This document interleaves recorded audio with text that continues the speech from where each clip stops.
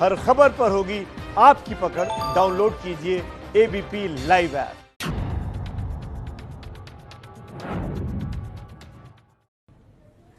नमस्कार, आप देख रहे हैं एबीपी न्यूज। आपके साथ हूं मैं रुबिका लियाकत। आप सभी का बहुत बहुत स्वागत है 5 बजे की इस खास बहस में, जिसका नाम है सीधा सवाल। आज सीधा सवाल की शुरुआत से पहले आपको एक वीडियो दिखाना चाहती हूं। ये वीडियो है आज का सुबह 9 बजे का। राहुल गांधी इस वीडियो में है। सुनिए। कोरोना ने बहुत लोगों को चोट पहुंचाई, बहुत लोगों को दर्द हुआ, दुख हुआ, मगर सबसे ज्यादा दर्द, सबसे ज्यादा दुख हमारे मजदूर भाई और बहनों को हुआ। सड़कों पे हजारों किलोमीटर चले, भूखे चले, प्यासे चले, रुके नहीं। धमकाया गया, मारा गया, पीटा गया, डराया गया, रुके नहीं, घर की ओर चले। मैं आपको एक झलक दिखाना चाहता हूं। क्या सोच रहे हैं? क्या इनके डर है? क्या इनकी आशाएं हैं? इनका भविष्य कैसा है? इनको क्या लगता है?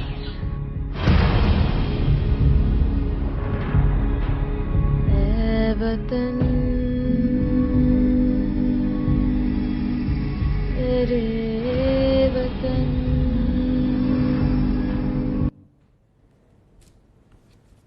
ये जो आवाज आपको सुनाई दे रही थी, क्या लगता है किसकी आवाज थी? नेता की आवाज थी, अभिनेता की आवाज थी, किसी नए नवेले एंकर की आवाज थी? ये आवाज राहुल गांधी की थी। उन्होंने आज सुबह 9 बजे अपने YouTube चैनल पर इस वीडियो को जारी किया है। माफ कीजिएगा, वीडियो क्या जारी हुआ, एक वीडियो गेम खेला गया और उस वीडियो गेम को देखकर मैं थोड़ी हैरान हो गई हूं, सोचने पर मजबूर हो गई हूं। राहुल गांधी देश के एक बड़े नेता हैं या फिर डॉक्यूमेंट्री मेकर? सब कुछ सेट था, camera, frame, bite, Rahul Gandhi की आवाज। आखिर राहुल गांधी मजदूरों का दर्द बांटने गए थे, उनकी मदद करने गए थे, या फिर इस मौके को भुनाने, राजनीतिक रोटियां सेकने, उस पर सियासत करने और वीडियो बनाने? हर किसी को मालूम है कि मजदूर मुसीबत में है और मजदूरों के इस दर्द को एबीपी न्यूज लगातार दिखा रहा है। देश के कोने कोने में मजदूरों की व्यथा हमने दिखाई है, लेकिन मजदूरों की इस मजबूरी पर राहुल गांधी के वीडियो बनाने का मकसद क्या था? आज सीधा सवाल इसी मुद्दे पर, लेकिन पहले अब ये रिपोर्ट आप देख लीजिए, फिर खास मेहमानों से आपका परिचय है। सर, कहाँ से आ रहे हो? हम लोग हरियाणा से आ रहे हैं। तो क्या वहाँ क्या करते थे? मजदूरी करते।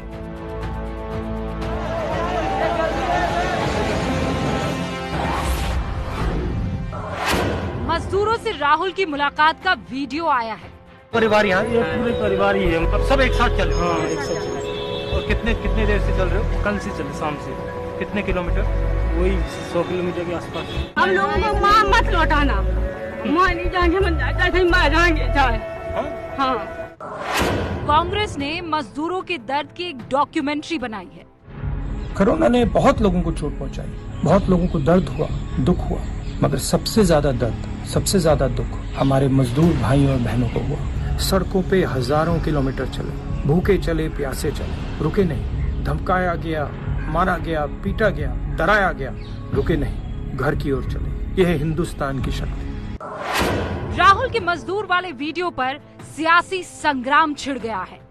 ये राहुल गांधी जी या कांग्रेस पार्टी प्रॉब्लम के सलूशन के बजाय पॉलिटिकल पोल्यूशन में ज्यादा लगे हुए हैं। इनको पॉलिटिकल पोल्यूशन फैलाना बंद करना चाहिए और प्रॉब्लम के सलूशन का हिस्सेदार, भागीदार बनना चाहिए। मायावती ने भी राहुल के वीडियो को नाटक बताया।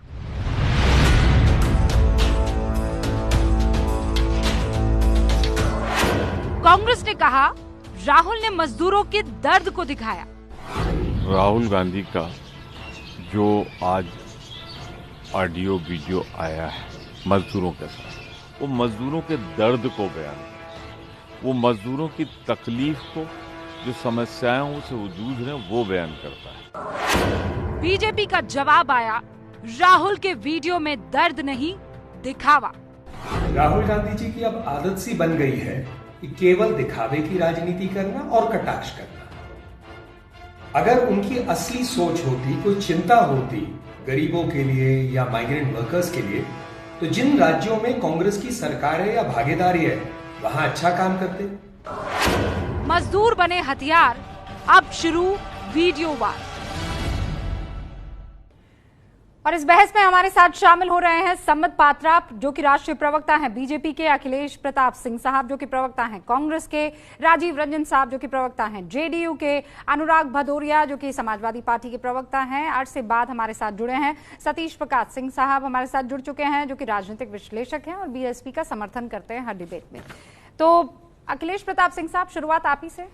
मायावती कह रही है ये तो नाटक है, बीजेपी कह रही है कि आपने ये वीडियो गेम जो है वो खेला है और कुछ नहीं है। अगर मजदूरों की मदद ही करनी थी तो जहां पर कांग्रेस की सरकार है वहां मजदूरों के नाम पर ना तो कोई ऐसी तस्वीर आती ना दुख का द बयां होता।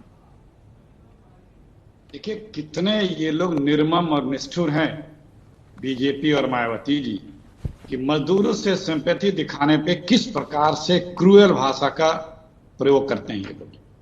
दरअसल में बात क्या है कि बीजेपी दंभी और अहंकारी पार्टी बन चुकी है।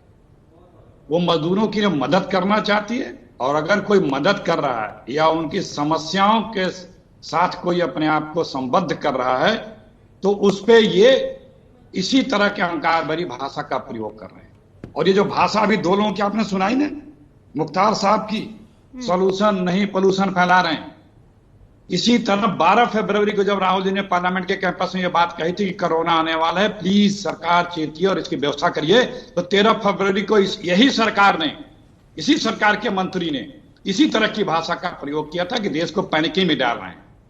और जो आदरणीय मोदी जी बताते थे कि 21 दिन में ये कोरोना हम समाप्त कर लेंगे, जीत जाएंगे, और इनके नीति आयोग को चेयरमैन बताते थे कि 20,000 से ऊपर की संख्या नहीं होगी कोरोना पीड़ित से।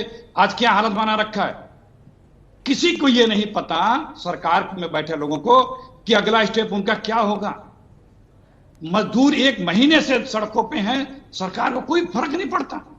और जो भी उसके सिंपैथी दिखाए उसके साथ चले, कोई भी राजनीतिक पार्टी, राहुल जी या कोई और, तो उसमें इस तरह से टूट पड़ते हैं जैसे लग रहा है कि कोई राष्ट्रद्रोही कृत्य कर दिया गया। ये कहां की सरकार है भाई, संवेदनशीलता कहां गई इन लोगों की बीजेपी की।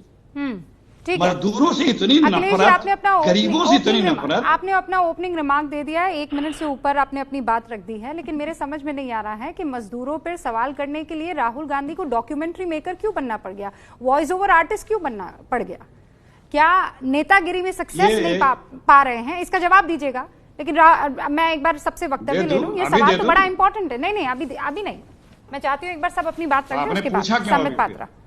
फिर अभी आपने पूछा, हाँ ये पॉइंट है मेरा, ये आगे आपको इसका जवाब देना होगा। संबित पात्रा भाई, क्या दिक्कत है वो डॉक्यूमेंट्री बनाए कि मूवी बनाए? मजदूरों की मदद तो कर ही रहे हैं, 1 की करे, 10 की करे या 10,000 की करे, कर तो रहे ना। आप अपना आंकड़ा पेश कीजिए। कोई दिक्कत नहीं, बिल्कुल करें। बाइट मांगा गया हमसे, हमने अपना रिएक्शन दिया, कोई दिक्कत नहीं। देखिए, मैं एक कवि है, उन कवि के कुछ शब्दों के साथ शुरू करता हूँ।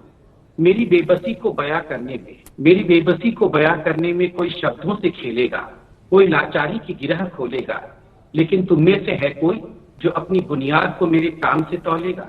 कोई ऐसा है जो वाकई संवेदनशीलता के साथ इस विषय को उठा के कोई मूवी बना रहा है? अब मुझे तो आश्चर्य इस बात की हो रही है कि जब राहुल जी मिलने गए थे पहली बार बेबस मजदूरों से, तो वो कैमरे की पूरी टीम को लेकर गए थे। सिर्फ एक फोटो नहीं था, पीछे पूरा वॉइस ओवर, वो टीम, वो लोग थे जो एंगल इत्यादि बनाकर कैमरे लगाना। एक दिन शूटिंग हुआ, उसके कुछ दिनों बाद प्रोमो आया, फिर अभी ट्रेलर आया है, मूवी रिलीज होनी बाकी है, ये भी बताया जा रहा है, वॉइस ओवर भी है, गाने भी है। कोई बात नहीं है, हम इसे बुरा नहीं मानते, मगर आप सोचिए इतना प्लान किया गया। और आज सुबह से मैं देखता हूँ एक सोनू सूद है, तो ठीक है, मैं मानता हूँ बहुत सारी जगहों पर मजदूर पैदल चल रहे हैं, सरकार बहुत कुछ कर रही है, बहुत कुछ करना बाकी है, ये भी नहीं मानता। सोनू सूद जो कर पा रहे हैं, कुछ बस अरेंज कर रहे हैं, कुछ लोगों को बैठाकर अपने अपने घर भेज रहे हैं, ये भी किया। वो भी चाहते, वो तो फिल्म मेकर है, वो तो फिल्म आर्टिस्ट है, वो चाहते तो पूरी की पूरी मूवी उसमें बनाते, मगर वो मूवी नहीं बना रहे हैं। जिनको मूवी बनाना चाहिए वो मूवी नहीं बना रहे हैं, वो काम कर रहे हैं। जिनको काम करना चाहिए वो मूवी बना रहे हैं। और दूसरी बात मैं कहूंगा, इसको अंग्रेजी में कहते हैं सेलिब्रेटिंग द पेन। कहीं ना कहीं दर्द को जश्न के रूप में परिवर्तित कर देना और उसको सेलिब्रेट करना अपने बेनिफिट के लिए। मैं बहुत तकलीफ के साथ कह रहा हूं, मैं बिल्कुल इस बात से सहमत हूं विकास जी, आपको सवाल पूछना चाहिए कि कितने श्रमिक ट्रेन चले, बसेस क्यों चल रही हैं, कैसे नहीं चल रही हैं, ये हम सरकार में हम जवाब नहीं देंगे तो कौन जवाब देगा? हम ही जवाब देंगे। मगर आप बताइए, अभी कांग्रेस के प्रवक्ता कह रहे थे कि 12 तारीख को राहुल आप सारे जवाब एक ही बार में मत दीजिए ना, घंटा भर बचा है, अब उस पर जवाब दीजिएगा एक एक करके। लेकिन सवाल ये है कि वो मजदूर सड़क पर नहीं आए होते तो राहुल गांधी को मौका नहीं मिलता, या सोनू सूद को अपनी तरफ से मदद नहीं करनी पड़ रही होती। आपने अगर अपनी जिम्मेदारी पुख्ता तौर पर निभा दी होती तो आज आपको वो कविता की 2-3 लाइनें भी नहीं पढ़नी पड़ती जो आपने शुरू में पढ़ी थी। अब इस पर जवाब दीजिएगा। लेकिन सतीश प्रकाश जी, वो छत्तीसगढ़ कांग्रेस का वेरीफाइड अकाउंट है जो मायावती के कोट रीट्वीट करके लिख रहा है कि भाई बीजेपी को जब कमेंट करना होता है तो अकाउंट तो शिफ्ट कर ले, मायावती के नाम को तो शिफ्ट कर ले। नहीं, देखो ऐसा है ना, देखिए 2 चीजें। अगर आप इस देश के लोगों की हालात से पूरे देश परिचित है, लेकिन आपको ये बात माननी पड़ेगी कि चाहे कांग्रेस शासित राज्य हो या बीजेपी शासित राज्य हो, मजदूरों की हालत लगभग हर स्टेट में ऐसी ही है। आज कांग्रेस इस बात से डिनाई नहीं कर सकती। और मैं देखिए, आपने बात की, अच्छी बात है, लेकिन आप तब कहा गए थे। देखिए, कांग्रेस इस देश का एक प्रमुख विपक्षी दल है, उसको ये बात ध्यान रखनी चाहिए कि इस देश में होने वाली हर घटना के ऊपर उसका ध्यान होना चाहिए। जब ये मजदूरों को इस देश के प्रधानमंत्री जी श्री नरेंद्र मोदी जी जब लॉकडाउन की घोषणा कर रहे थे और इस देश की भोली भाली जनता को कोरोना कैदी बना करके उनके घरों में कैद कर रहे थे, तो प्रधानमंत्री जी ने एक बात भी कही थी ना कि हर व्यक्ति का रोजगार सुरक्षित रहेगा, और इस दौरान जब आप घर के अंदर रहेंगे आपको तमाम जो है इस दौरान का जो भी आपका वेतन है कोई काट नहीं सकता। मैं इस सवाल ये कहना चाहता हूं कि कांग्रेस एक बड़ा विपक्षी दल है, तब अगर नरेंद्र मोदी जी की इन बातों को किसी कारखाने के लोगों ने नहीं माना, चाहे वो राज्य सरकारें बीजेपी शासित हो, चाहे वो राज्य सरकारें केंद्र शासित हो। आपने मुझे ये बताइए कि आपने राजस्थान ये तो बताइए कि बीएसपी बैटिंग किस तरफ से कर रही है, ये तो बताइए आप किसके खिलाफ है? आप किसके खिलाफ है? आप दोनों ही मुख्य पार्टियों के खिलाफ है, आप ये कह रहे हैं? आप ये बताइए। अरे सतीश जी, आराम से। मजदूर को ये कहा था कि आपको घर में रहना है, पता है बड़े दिनों बाद आप ऑन एयर आए, इसका मतलब ये थोड़ी है कि लगातार बोलते ही चले जाएंगे। सुन रहे हैं? अरे मायावती की आवाज आपकी तरफ से पहुंच रही पूरे देश तक। रुक जाइए आप। नहीं, मैं बाद में बताऊंगी, जो भी बताना है मैं बाद में बताऊंगी। अभी 2 और मेरे मेहमान हैं। राजीव रंजन जी, ये वीडियो गेम चलने लगा, मतलब मजदूरों के बारे में किसी को सोचना नहीं है, किसी को वीडियो बनाना है, किसी को उस वीडियो पर सवाल करने हैं। मैं ये कह रही हूं कि कोई मजदूरों के लिए बढ़िया सा हिसाब किताब भी कर ले सर।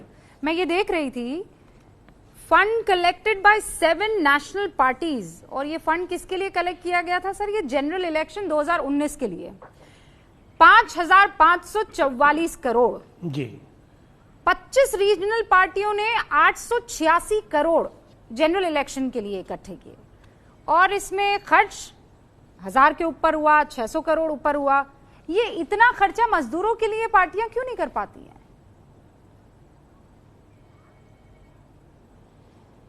देखिए, पहले तो आपके सवाल के पहले हिस्से का मैं जवाब देना चाहूंगा। आज मजदूरों की बेबसी, उनकी पीड़ा, उनके दर्द की मार्केटिंग करके राहुल गांधी ने एक अक्षम्य अपराध किया है। ये सियासत की घड़ी नहीं है। आज पूरा देश एक ऐसे संकट से जूझ रहा है जिसको हमारे 100 वर्षों में हमारे पुरखों ने भी नहीं देखा होगा। इस देश के प्रबंधन को सबने सराहा, सिवाय कांग्रेस और इस देश के तथाकथित जो 21 और पार्टियां जो कल की बैठक में थी, अगर इन्हें छोड़ दें तो ज्यादातर लोगों ने आज प्रधानमंत्री जी के आह्वान पर कहीं ना कहीं संकट की घड़ी में जो भी सरकार के निर्देश थे उनका पालन किया, अनुशासन का पालन किया। मुश्किलें हैं, लेकिन जिस तरह से जो कोशिशें हुई, जिस तरह से 20 लाख करोड़ के पैकेज को कल देश के साथ क्रूर मजाक सोनिया जी ने बता दिया, जबकि वित्त मंत्री ने इसको कई हिस्सों में बांटकर एकदम पारदर्शिता के साथ इसके तमाम हिस्सों की व्याख्या की। लेकिन उन्हें कुछ भी नहीं दिखा। मुझे इतने दिनों में एक बात समझ में नहीं आई कि हिंदुस्तान के विपक्ष को सरकार की कोशिशों में क्या कभी कोई सकारात्मक पहल नहीं दिखती है? ठीक है, अगर ये ऐसा है तो ये इससे ज्यादा पलायनवादी और दुर्भाग्यपूर्ण कोई नजरिया नहीं। सवाल को अनुराग भदौरिया तक पहुंचाती हूँ, वो भी विपक्षी दल का एक अहम हिस्सा है। मुझे ये बताइए, आपको सकारात्मक पहलू क्यों नहीं दिखाई देता है सरकार की जिम्मेदारी में या उसके कामकाज में? देखिए, आपने देखा होगा रूबिका जी, समाजवादी पार्टी इस मजदूरों के जो मजदूर परेशान हैं, रोडों पे हैं, हम उनकी पूरी तरह से मदद करते आ रहे हैं, चाहे आर्थिक हो, चाहे सामाजिक मदद हो, और चाहे हम उनको किसी तरह से उनको खाना खिला सकें। अगर किसी मजदूर की हमारे उत्तर प्रदेश की सीमा के अंदर में मृत्यु होती है तो समाजवादी पार्टी उनको 1 लाख रुपए उनके परिवार को आर्थिक मदद करी। सिर्फ इतना ही नहीं, अगर कोई मजदूर, कोई बच्ची, आपने देखा होगा 15 साल की बच्ची अपने पिताजी को दरभंगा तक लेके गई, वहां भी उस बच्ची को भी हमने 1 लाख रुपए दिया। और वो लेडी जो सूटकेस खींच के ले जा रही थी, आपने देखा होगा पंजाब से चल के वो झांसी जा रही थी, उसको भी 1 लाख रुपए का हमने दिया। और जो क्वारंटाइन सेंटर में भारतीय जनता पार्टी की जो ये सरकार उत्तर प्रदेश में निर्दयी, निर्मम, जिसकी आत्मा मर चुकी है, क्वारंटाइन सेंटर में अगर सांप को भी काटा किसी व्यक्ति को तो हमने भी उसको भी 1 लाख रुपए दिया। और किसी मां ने एक बच्चे को जन्म दिया, हमने भी उसको 1 लाख रुपए की आर्थिक मदद की। तो क्या भारतीय जनता पार्टी की सरकार इस देश में है? जब हमने सुना था, जब मोदी जी इलेक्शन लड़ते थे, कहते पूरा देश मेरा है, देश का एक एक व्यक्ति मेरा है, देश पूरा एक है, हम एक एक व्यक्ति के रिस्पॉन्सिबल हैं। आज आपने अलग अलग बांट दिया, आज उत्तर प्रदेश हो गया, वो बिहार हो गया, झारखंड। जब आपकी रिस्पॉन्सिबिलिटी आई, इसी तरह उत्तर प्रदेश की सरकार की आत्मा मर चुकी है। जब उत्तर प्रदेश के लोग मर रहे हैं, वहां पे लोग परेशान हैं, भूखे हैं, नंगे पैरों चल रहे हैं, हजारों किलोमीटर चल रहे हैं, तो आप उसमें राजनीति कर रहे हो। आपको मदद करनी चाहिए। कौन क्या करता है, मैं कह रहा हूं, कौन डॉक्यूमेंट्री बनाता है, कौन नहीं बनाता है, इसके चक्कर में आप क्यों पड़े हो? आप मजदूर की मदद क्यों नहीं करना चाहते? आप क्या चाहते हैं, राहुल गांधी को इग्नोर कर दिया जाए? आप क्या चाहते हैं? आप मदद कीजिए ना। आप क्या चाहते हैं? राहुल गांधी अगर कुछ डॉक्यूमेंट्री बना रहे हैं तो उसे इग्नोर किया जाए। समाजवादी रोड पे खड़े होकर जिम्मेदारी निभा रही है। अरे तो भाई, सरकार के खिलाफ स्ट्रैटेजी बनाने में अनुराग भदौरिया कल आप क्यों मौजूद नहीं थे उन 21 पार्टियों में? ये बताइए। एक सेकंड और चाहिए, 1 सेकंड नहीं, अरे 1.5 मिनट हो गए, 1.5 मिनट हो गए। अच्छा लग रहा था कि आप मदद गिनवा रहे थे, अच्छा लग रहा था। अनुराग भदौरिया, रुक जाइए ना, रुक जाइए, सवाल का जवाब दीजिए। तो सरकार के खिलाफ स्ट्रैटेजी बनाने में कल क्यों नहीं थे आप? सोनिया गांधी ने 21 विपक्षी पार्टियों के साथ एक बैठक की थी, 22वें नंबर पर आप क्यों नहीं थे? देखिए, मैं आपको एक बात क्लियर बता दूं, समाजवादी पार्टी काम करने में विश्वास रख रही है। हम काम में चुनाव क्यों लड़ते हैं? एनजीओ बना लीजिए ना। भारतीय जनता पार्टी तो मौज में अखिलेश है, प्रताप सिंह, उनको तो आके गाल बजाना है, गाल राजनीति कर रहे हैं बेसिकली, काम सिर्फ समाजवादी पार्टी कर रही है। अखिलेश प्रताप सिंह, उस दर्द में हम पूरी तरह से डूबे हुए हैं। आप बनाइए डॉक्यूमेंट्री, आप कीजिए वीडियो कॉन्फ्रेंसिंग, लाख लाख रुपए अनुराग भदौरिया की पार्टी बांटेंगे, तब तक हम लोग शांति से नहीं बैठेंगे। बहुत सी बातें बड़ी आपत्तिजनक की गई यहाँ पे। 1 मिनट में बोलूं, जनता पार्टी, भदौरिया जी जरा मैं देखिए, ये जिस प्रकार से आप भी कई बार बोले कि वीडियो गेम चल रहा है, उपहास मत करिए देश के गरीबों और मजदूरों का। संबित पात्रा तो बोल ही रहे हैं। अगर कोई, हम कांग्रेस पार्टी या कांग्रेस पार्टी के नेता कभी विरोध नहीं किया इस सरकार के किसी भी कार्यक्रम का सहयोग किया, लेकिन अगर हम कंसर्न उठाएं तो इसे भी विरोध माना जाता है, विरोध कहा जाता है। हम चिंताएं प्रकट करते हैं, सरकार के साथ खड़े हैं, हर मुद्दे पर सरकार के साथ हैं। और आप लोग मजाक उड़ा रहे हैं कि अगर हम गरीबों के साथ, राहुल जी ने आज एक वीडियो बनाया, मोदी जी के वीडियो गिनाना शुरू करूं जिसपे आप लोग 4-4 दिन तक कसीदे पड़े हैं। सुबह का वो सुबह के लॉन में टहलते हुए से लगाए और जिम कार्बेट से लगाया, क्या क्या हम गरीबों के साथ यदि थोड़ी सी डॉक्यूमेंट्री वीडियो, जो भी जिसको वीडियो गेम आप कर रही हैं। के सवाल का जवाब नहीं दे रहा। प्लीज मेरी बात, मैं वही दे रहा हूं, प्लीज मेरी बात हो जाने दें। अखिलेश प्रताप, मेरी बात हो जाने दें। आपको दिक्कत हो सकती है, आपके नेता है भाई, आपके नेता पर सवाल उठाएंगे तो आपको बड़ी दिक्कत होगी, किसी को भी दिक्कत हो सकती है, कोई प्रॉब्लम नहीं। मुझे कोई अरे दिक्कत भाई, नहीं आपके है, मैं जवाब दे रहा हूं, शीर्ष के नेता है, अगर उनके किसी कदम को हम लोग सवाल के निशानों पर, कसौटी पर खरा उतरने की या उसको तोलने की कोशिश करेंगे तो आपको दिक्कत होगी, मुझे पता है। पर ये बताइए, मैं क्यों ना इसे वीडियो गेम कहूं? अखिलेश जी, मुझे बताइए, मैं क्यों इसे वीडियो गेम? अहंकार है आपका भी। मैं अहंकार में नहीं बात कर रही हूँ, मुझे अहंकार में नहीं बात करनी है। मेरे सवालों का जवाब दीजिए अखिलेश प्रताप सिंह साहब। ये बताइए कि राहुल गांधी के पास वॉइस ओवर करने का वक्त है, एडिटिंग करवाने का वक्त है। ये 5वीं बार कहने की जरूरत है, सुन लिया मैंने। अलग अलग कैमरा एंगल, अरे मूवी बना रहे हैं आप, मजदूरों के दर्द को आप लोग मूवी में कन्वर्ट कर रहे हैं, प्रोड्यूसर और डायरेक्टर बन गए राहुल गांधी, और आप कह रहे हैं कि नहीं। किस तरह से व्यतीत होके व्याकुल होकर के आपा खो रही हैं, बुरा मत मानिएगा, सवाल नहीं कर रही हैं, सवाल का मैं स्वागत करता हूं और सवाल का जवाब देने ही आया हूं और बड़े प्यार से देता हूं और तथ्यों के साथ देता हूं। मैं वही कह रहा हूं कि अगर हम गरीबों के साथ, राहुल गांधी गरीबों के साथ खड़े हो रहे हैं तो उसमें एंगल दिख रहा है, कैमरा दिख रहा है, कुछ कंसर्न नहीं दिख रहा। सरकार को उसने मना थोड़ी किया था, आप उनको पहुंचा देते ना। प्लीज भाई, आप कह रहे हैं कि मैं परेशान हूँ, अरे नहीं परेशान होंगी, आप वहाँ अलग अलग कैमरा एंगल से दर्द दिखा रहे हैं, बच्ची बिलखती रोती दर्द दिखा रहे हैं, सब डायरेक्टर बन गए राहुल गांधी। तो यहाँ दिख रहा है, वो तो यहाँ दिख रहा है बिलखते हुए, तो यहाँ पे दिख रहा है, हमने उनको पहुंचाया, आपको नहीं पता तो मैं क्या करूं। अरे सर 10 परिवारों को पहुंचा दिया तो एक डॉक्यूमेंट्री बना दी अखिलेश प्रताप सिंह साहब, और आप कह रहे हैं कि हमने बड़ा काम किया, शानदार काम किया। राजस्थान का बताइए ना मुझे, पंजाब में लोगों को आपने, पंजाब की सरकार ने क्या मजदूरों को इतना शानदार तरीके से रखा कि एक आदमी नहीं निकला। तकलीफ हो रही, इतनी तकलीफ तो क्यों नहीं होगी, तकलीफ क्यों नहीं होगी? आप मजदूरों के दर्द को बेचेंगे तो तकलीफ नहीं होगी, किसी को भी तकलीफ होगी।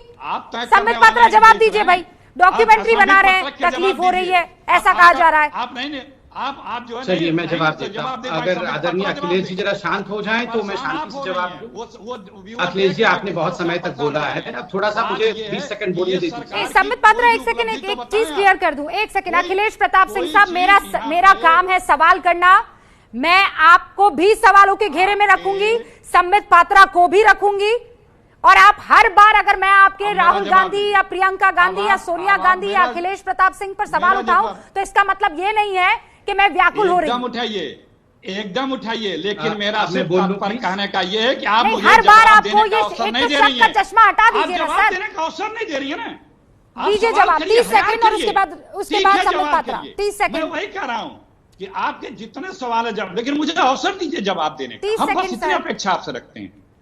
देखिए, हम तो सिर्फ कंसर्न उठा रहे हैं, राहुल जी सिर्फ कंसर्न उठा रहे हैं, और पिछले जिस दिन से ये सब कोरोना शुरू हुआ है दुनिया में, उस दिन से कंसर्न उठा रहे हैं। आप याद करिए, राहुल जी की एक एक बात को इन्होंने माना है, लेकिन ठोकर खाने और गंवा देने के बाद, चाहे वो लॉकडाउन हो, चाहे वो पाउस बटन की बात कही हो, चाहे टेस्टिंग की बात कही हो, चाहे इकोनॉमी को रिलीफ देने की बात कही हो, चाहे जो भी चीजें कही हो, मानते हैं, लेकिन तुरंत नहीं मानते हैं। आप सलाह, किसी की अच्छी सलाह है, विजनरी सलाह है, तो उसको क्यों नहीं लेते हैं? और आपने आज तक मजदूरों की पॉलिसी नहीं बनाई, मजदूर सड़क पे, हम क्या इस कंसर्न को न रेज करें? हम तो आंख मूंद के सरकार का समर्थन कर रहे हैं, साथ खड़े हैं। अखिलेश प्रताप सिंह साहब, मुझे नहीं पता, अभी 2 डिबेटों में आप मेरे साथ बैठे, राहुल गांधी वो पहले शख्स थे जिन्होंने ट्वीट करके ये सवाल पूछा था, इसका जवाब बार बार बीजेपी से इसी प्रोग्राम में मांगा गया, सीधा सवाल में, सीधा सवाल। क्या सवाल पूछा था? क्या सवाल पूछा था? अब मैं आपको क्या सवाल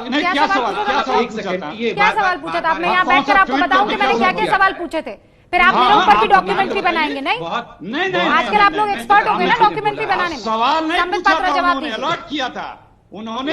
ये शांत हो। अरे भाई अखिलेश जी, मैं ये कह रही हूँ कि राहुल गांधी ने अलर्ट करके जो सवाल पूछे थे, उस पर सवाल हमने बीजेपी से पूछे हैं। आपके काम की बात कर रही हूं, उसमें भी आपको गलत लग रहा है। संबित पात्रा, अब मैं जवाब दे। देखिए, पहली बात तो है, जहां तक डॉक्यूमेंट्री और कांग्रेस पार्टी का सवाल है, कोई आज पहली बार डॉक्यूमेंट्री नहीं बन रहा है। याद करिए, कलावती के घर भी गए थे राहुल गांधी, डॉक्यूमेंट्री बनी थी, ब्रिटिशर्स को भी लेके आए थे उनके घर पे, कहा था कलावती के जीवन को बदल दूंगा। कलावती का नाम याद भी है आज किसी को? रिसर्च करके निकालना पड़ता है कि कलावती अब है का, कलावती का जीवन में कोई परिवर्तन आया भी कि नहीं। याद करिए 2009 में राहुल गांधी जी एक बेलचा लेकर, बाकायदा सर के ऊपर एक बेलचा उठाकर उन्होंने कहा था मैं भी मजदूर हूं, मजदूरों के जीवन को हमेशा के लिए बदल दूंगा। उसके बाद वो सांसद बने और इतने वर्षों तक सांसद रहे, कितने मजदूरों की जिंदगी बदली, उस डॉक्यूमेंट्री मूवी को भी आपको दिखाना चाहिए। अमेठी में न जाने कितना इन्होंने डॉक्यूमेंट्री बनाया कि अमेठी के जीवन को राहुल गांधी जी ने और उनके परिवार ने हमेशा के लिए, इतने स्कूल, इतने कारोबार, ये सब खोल के बदल दिया है। और आज 1 वर्ष हुआ है, हमारी बड़ी बहन स्मृति ईरानी ने उसी अमेठी में इन सब डॉक्यूमेंट्री के बनने के बावजूद राहुल गांधी जी को परास्त कर दिया। वो अभी अपने ही घर के फील्ड में परास्त कर दिया। अगर डॉक्यूमेंट्री से कुछ होता तो स्मृति ईरानी थोड़ी हरा देती राहुल गांधी जैसे दिग्गज नेता को, वो भी अपने ही होम टर्फ में। आप बताइए, तीसरी बात, यहां पर मुझे कुछ शब्दों पे घोर आपत्ति है और उसके बाद मैं अखिलेश जी का एक छोटा सा विषय पे जवाब भी दे दूंगा। एक तो यहां कोरोना कैदी, मोदी जी ने लोगों को कोरोना कैदी बना दिया है लॉकडाउन के माध्यम से। ऐसे शब्दों का प्रयोग नहीं होना चाहिए, ये बिल्कुल उचित शब्द नहीं है। जो देश के लिए अच्छा था मोदी जी ने वही किया। मैं कंप्लीट कर लूं सर, मैं आपके बीच में नहीं बोला, आप अपने समय पे बोल लीजिएगा। रूबिका जी आपकी अनुमति हो तो मैं और 5 सेकंड में अपने विषय को कंप्लीट कर लूं, फिर बाकी भाई मेरे बोल लेंगे। मैं चलिए कोई बात नहीं, आपने विपक्ष नहीं, आपने कहा हिंदुस्तान के निवासियों को मोदी जी ने कोरोना कैदी बनाया है, मुझे उससे आपत्ति है, कोई बात नहीं, आपका अधिकार है, आप बोलिए, कोई बात नहीं। और जहां तक ये प्रश्न कि राहुल गांधी जी ने वो इतने बड़े विजनरी लीडर है और कितने कमाल का उन्होंने सजेशन दिया, आपको जान के आश्चर्य होगा रूबिका जी, जब वो कह रहे थे कि लॉकडाउन होना चाहिए, लॉकडाउन के बारे में नहीं कहा था कि कोरोना एक त्रासदी बन सकती है, तो वो खुद इटली से ट्वीट कर रहे थे। इटली से आने के बाद ये अभी कह रहे हैं कि लॉकडाउन के लिए राहुल गांधी जी ने कहा, पहला प्रेस कॉन्फ्रेंस राहुल गांधी का निकालिए, उसमें कह रहे थे अंग्रेजी में lockdown is of no effect, lockdown से कोई फायदा नहीं होगा। जहां सोनिया जी उसी दिन कह रही थी लॉकडाउन तो बिल्कुल भी सोच समझ कर नहीं किया गया है। कभी कहते हैं लॉकडाउन करने के लिए राहुल गांधी कह रहे थे, राहुल गांधी खुद कहते हैं लॉकडाउन नहीं करना चाहिए, कभी कहते हैं सभी पावर राज्यों को दे देना चाहिए। अभी अनुराग भदौरिया कह रहे थे राज्यों को पावर क्यों दे दिया, सभी पावर सेंटर में होना चाहिए, उत्तर प्रदेश को मध्य प्रदेश से क्यों अलग कर दिया, गुजरात को केरल से क्यों अलग कर दिया। तो इन सब पर तो आप कीजिए ना राजनीति, कोई बात नहीं, आप सबसे सवाल पूछिए। देश का एक व्यक्ति मेरा है, यही इलेक्शन में आप चिल्लाते थे, आज क्यों बदल रहे हो, आज क्यों कह रहे हो कि सारे प्रदेश अलग अलग है। ये तो मोदी जी कहते थे पूरा देश मेरा है, देश के एक व्यक्ति की जिम्मेदारी मेरी है, जो गरीब हवाई चप्पल पहन के चलता है उसको हवाई जहाज में बैठाएंगे। हवाई जहाज तो छोड़ो, आप ट्रेन और बस तक नहीं दे पा रहे हो, हवाई जहाज क्या दोगे आप? आपने उनके पैरों में छाले दे दिए, उनकी जिंदगी मौत दे दी, और क्या इससे बड़ी देंगे आप? बेचारा रास्ते में धक्के खा के मर गया मजदूर, इसकी जिम्मेदारी कौन होगी? भारतीय जनता पार्टी को इसके ऊपर हत्या की जिम्मेदारी। आराम से बोल सकते हैं, मुझे लगता है चिल्लाने की कोई आवश्यकता नहीं, आराम से बोलेंगे तो अच्छे से सुनाई देगा, वरना आवाज आराम से इसलिए नहीं बोल सकते क्योंकि दर्द होता है, आपको दर्द नहीं होता, आप तो एसी में आराम से नहीं, बैठे हो, आप तो सरकार में नहीं, सही बात है, आपको दर्द होता है बात करके नफरत की आग फैला के, लेकिन उनकी या जब आप फंस जाते हो तो व्यक्तिगत आरोप लगाने लगोगे, आप जवाब तो दोगे नहीं। हाँ, दर्द हो रहा है तो गोली ले लीजिए, सही कह रहे हैं वो, मगर मैं एक बड़ी बात आपको नहीं, क्या मतलब दर्द हो रहा है तो गोली ले लीजिए? दर्द इसलिए हो रहा है क्योंकि एक सेकंड अनुराग भदौरिया रुकिए, क्या मजदूरों का दर्द हो तो हम गोली ले लें? मजदूर तो बेचारा राजीव जी ने मजदूरों को लेकर दर्द हो तो गोली ले लें, संबित पात्रा। नहीं, राजीव जी ने कोई सुझाव दिया? राजीव के मरने पे, मजदूरों के मरने पे गोली लेके सो जाते हो, दर्द नहीं होता आपको? एक सेकंड, ये क्या हो रहा है? बस बस बस बस, एक सेकंड, क्या कर रहे हैं आप? अरे समझ में आ गया भाई बात, आवाज कम, आवाज कम, जवाब तो लेने दीजिए ना। एक क्या बड़ी कर रहे हैं बात आप लोग? रूबिका जी अनुराग भदौरिया, आपने अपनी बात आप सवाल पूछो ना। मैं एक बड़ी बात बता दूं आपको, रूबिका जी, अभी तो आज आपने देखा होगा किस प्रकार से 25 तारीख से फ्लाइट रेज्यूम होने वाले हैं, ये प्रेस कॉन्फ्रेंस करके उड्डयन मंत्री ने बताया। अभी थोड़ी देर पहले महाराष्ट्र की सरकार ने कहा है हम इनबाउंड फ्लाइट्स को अलाउ नहीं करेंगे क्योंकि उससे संक्रमण बढ़ेगा। आप देखिए, ये कमाल की बात है, एक तरफ ये कहते हैं सारे मजदूरों को भेजो, अब ये कह रहे हैं कि फ्लाइट से जो 30 लोग भी आएंगे उनको भी अलाउ नहीं करेंगे क्योंकि उससे कोरोना बढ़ जाएगा। तो पहले ये राज्य डिसाइड कर ले, कांग्रेस शासित राज्य डिसाइड कर ले कि मजदूरों के लिए जो ये डॉक्यूमेंट्री बना रहे हैं, एक तरफ तो कह रहे हैं हम लेंगे नहीं, हम फ्लाइट से 30 लोगों को लेंगे नहीं, दूसरी तरफ बोल रहे हैं कि हमें बहुत दिखावा ना करे ना। संबित जी, इस तरह के इंस्ट्रक्शंस कर्नाटक के डीजीपी ने भी दिया फ्लाइट्स के बारे में कि किसी जगह बताइए, महाराष्ट्र की सरकार ने अभी क्या कहा है? इस तरह के इनबाउंड फ्लाइट हम उतरने नहीं देंगे। क्यों नहीं देंगे उतरने भैया? क्यों नहीं इनबाउंड फ्लाइट उतरने देंगे?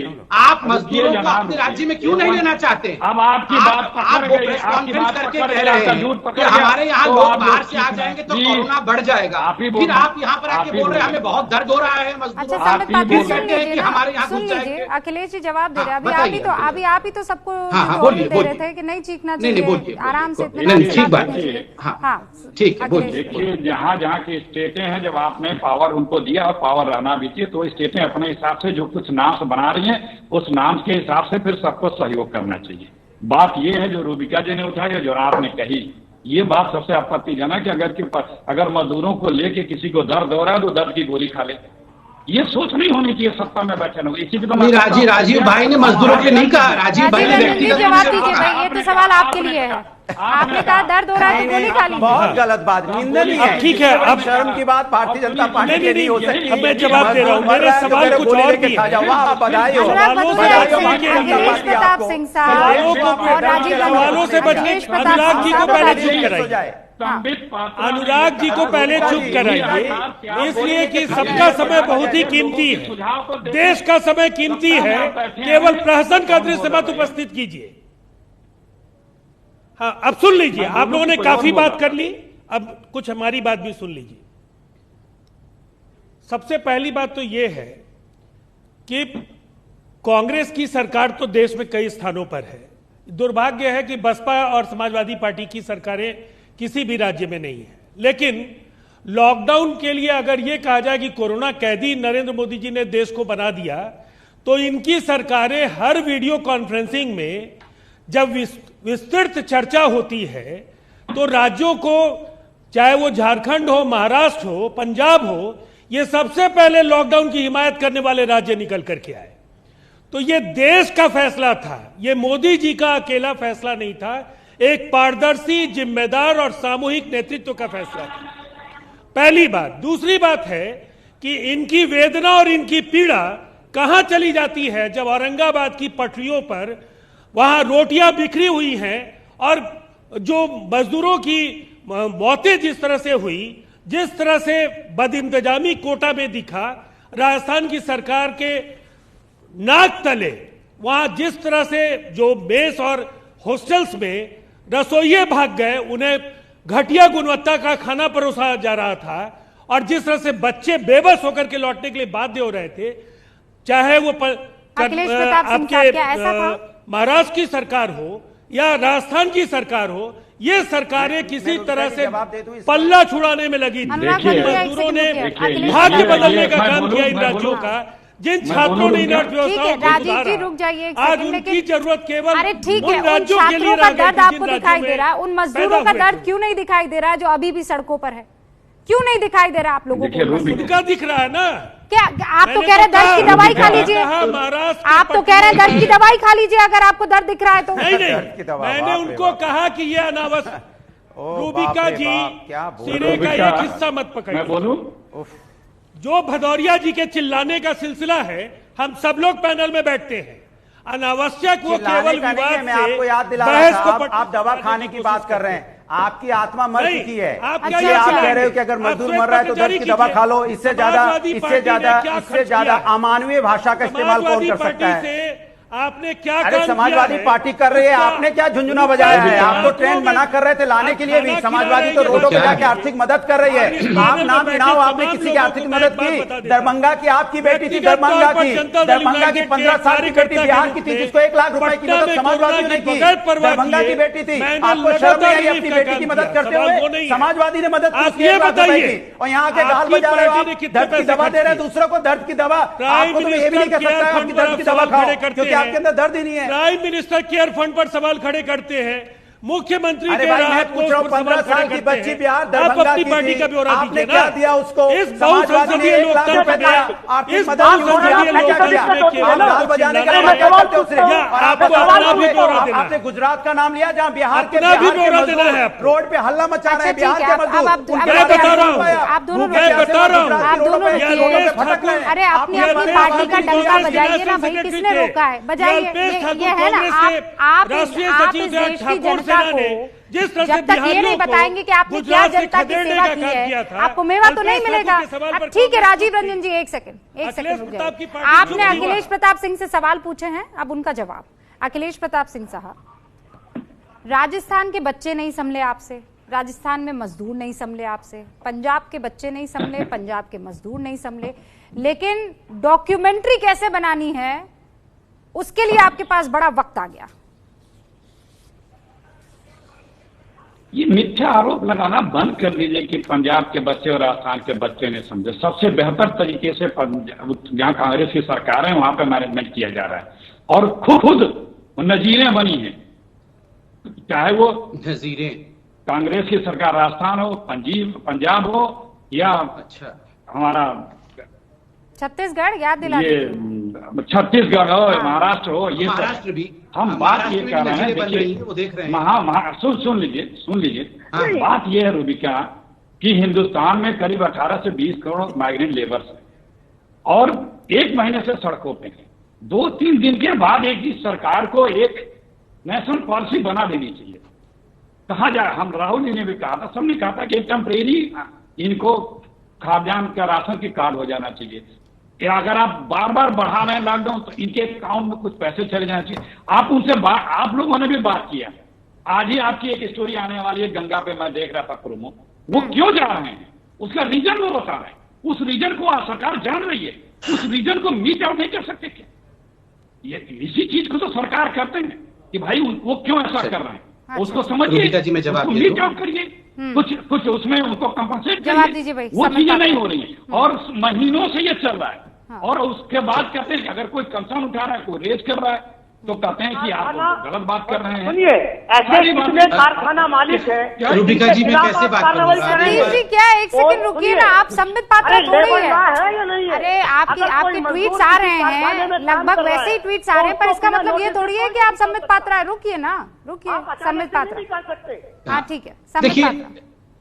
देखिए पहली बात तो है, मजदूरों के प्रति हम हर किसी को संवेदनशीलता दिखाना भी चाहिए और बिल्कुल होना चाहिए। तू मैमे की लड़ाई डिबेट में अच्छी नहीं लगती है इस विषय को लेकर। कहीं ना कहीं ये लगता है हम सब अपने आप को, अपनी पार्टी को प्रमोट करने में लगे हुए हैं। वाकई मजदूरों के कंसर्न जो है फॉल्स कंसर्न बनता है अगर ये तू मैमे की लड़ाई है। इन्होंने कहा कि हमारे राज्यों में सब नजीर बनी हुई है। मैं तो कहता हूं कि हर राज्य में, कुछ आपके राज्य में अच्छा हुआ होगा, कुछ हमारे राज्य में अच्छा हुआ होगा, कुछ हमारे राज्य में बुरा हुआ होगा, कुछ आपके राज्य में बुरा हुआ होगा। ये इक्वेटोरियल डिवाइड नहीं है कि सब कुछ महाराष्ट्र में बहुत बढ़िया हो गया और सब कुछ गुजरात में खराब हो गया। ऐसा बिल्कुल नहीं। अगर ये अनप्रेसिडेंटेड सिचुएशन है पूरे वर्ल्ड में, रोज मैं ट्रंप जी को सुनता हूं, अमेरिका के राष्ट्रपति को, वो भी तुतला जाते हैं बोलते समय, वो भी संभाल नहीं पाते बहुत सारी चीजों। चाइना भी वहां घिरा पड़ा है, बड़े बड़े देश घिरे पड़े हैं। ऐसी परिस्थिति में हिंदुस्तान जिस प्रकार से मैनेज कर रहा है लिमिटेड रिसोर्सेज को लेके, ये अपने आप में तारीफ देने वाला विषय है। हम सब मिलके, मैं और कांग्रेस, हम सब अपने गर्दन के पीछे पड़ जाए तो क्या, ये 1 सेकंड में कंप्लीट कर लूं, क्या उचित है? मैं बता रहा हूं, औरैया में जो एक्सीडेंट हुआ, आप याद करिए पिछले शनिवार को, आज 1 हफ्ता हो गया है, पिछले शनिवार को जो एक्सीडेंट हुआ, राजस्थान की पुलिस ने, रिपोर्ट आई, राजस्थान की पुलिस ने जबरन राजस्थान के श्रमिकों को किस प्रकार से बैठा दिया बस के अंदर, ट्रक के अंदर, एक ट्रक में ठूस करके, माल वाहक ट्रक में वहां पंजाब से एक ट्रेलर आ रही थी, ट्रेलर में वहां पंजाब से एक सरकार ने ट्रेलर में भी किस प्रकार से श्रमिकों को बैठाया ट्रक में डाल और एक्सीडेंट हो गया, भेज दिया था। ये भी बता दीजिए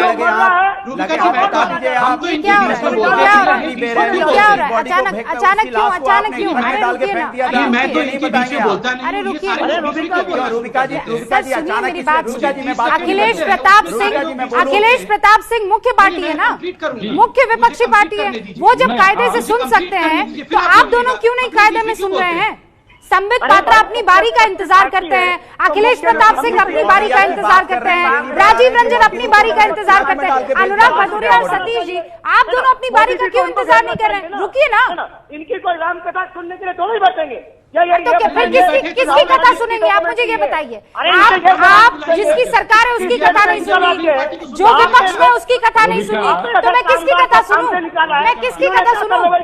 सतीश पुराण सुनूं बैठकर यहाँ पर? मोदी जी तो सुनिए, मोदी जी कमजोर वर्ग के खिलाफ हैं, उनकी तमाम नीतियों का विकार कहीं ना कहीं जो कमजोर वर्ग है वही होता है। मेरा सवाल किसी